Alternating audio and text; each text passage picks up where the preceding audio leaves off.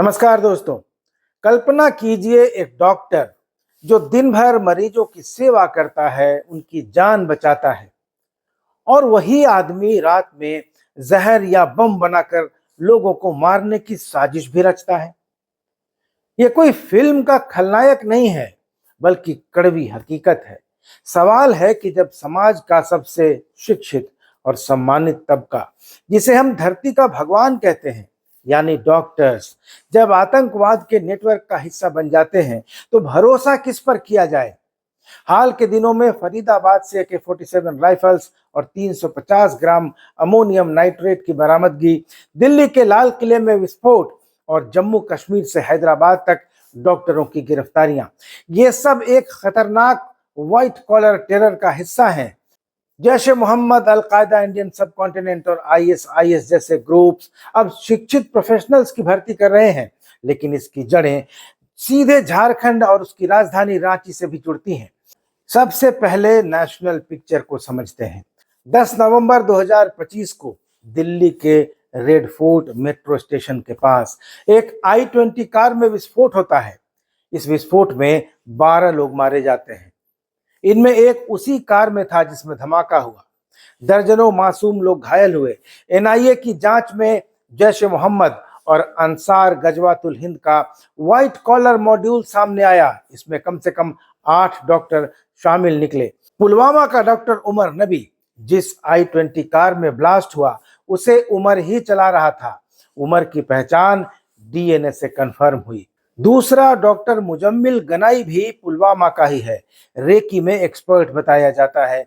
तीसरी डॉक्टर महिला है, लखनऊ की रहने वाली डॉक्टर शाहीन शाहिद, जैश-ए-मोहम्मद की महिला विंग जमातुल मोमिनात की हेड है। फरीदाबाद से उसकी कार में AK-47 बरामद हुई।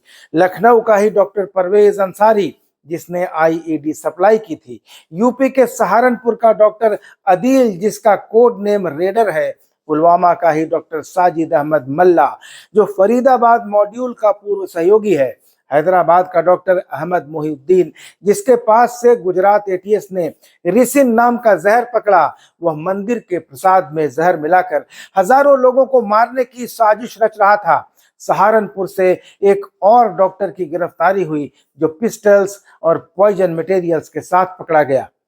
दोस्तों, ये गिरफ्तारियां जैश-ए-मोहम्मद के ट्रांस स्टेट नेटवर्क को बेनकाब कर रही हैं। हथियार, जहर और IED की चेन। जम्मू कश्मीर पुलिस ने ब्लास्ट के पहले ही 20 संदिग्धों को क्वेश्चन किया, लेकिन झारखंड जैसे राज्य में टेरर नेटवर्क कैसे जुड़ा?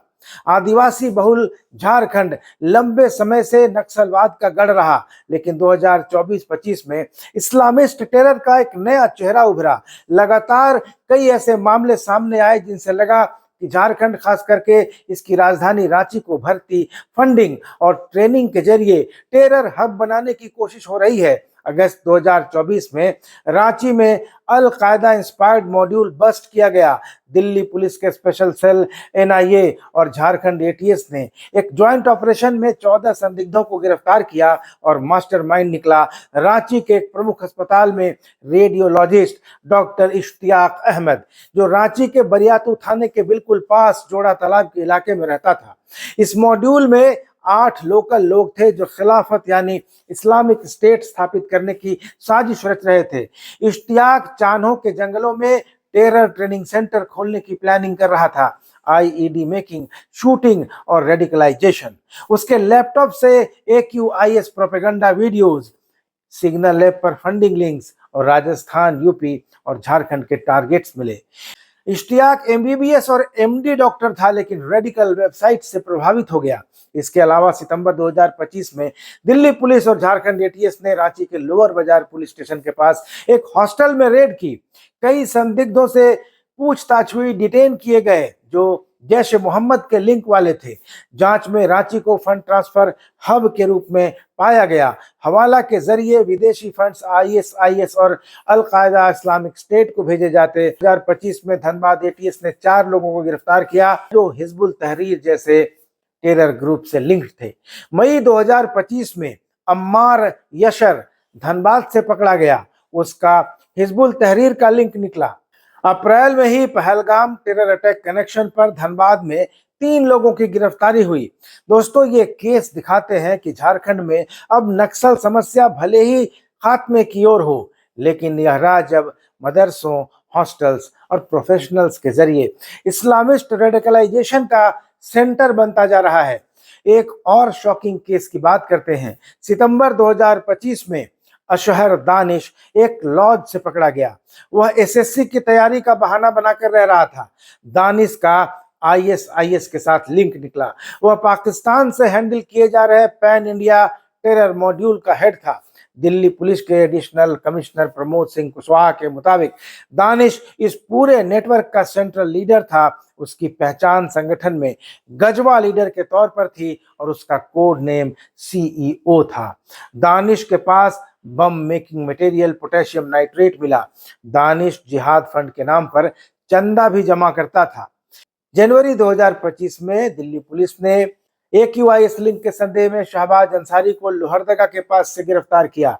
लेकिन दोस्तों, झारखंड में टेरर रिंग का सिलसिला नया नहीं है, 2010 से चल रहा है। 2012 में रांची से ISIS के रिक्रूटर पकड़े गए।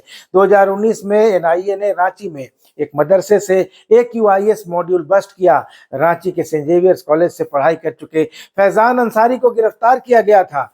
अलीगढ़ में पढ़ाई के दौरान वह कट्टरपंथियों के संपर्क में आया और ISIS के साथ जुड़कर काम कर रहा था। रांची के आतंकी मॉड्यूल ने ही अक्टूबर 2013 में मोदी की सभा में ब्लास्ट किया था। उस समय मोदी भारतीय जनता पार्टी के प्राइम मिनिस्टीरियल कैंडिडेट थे।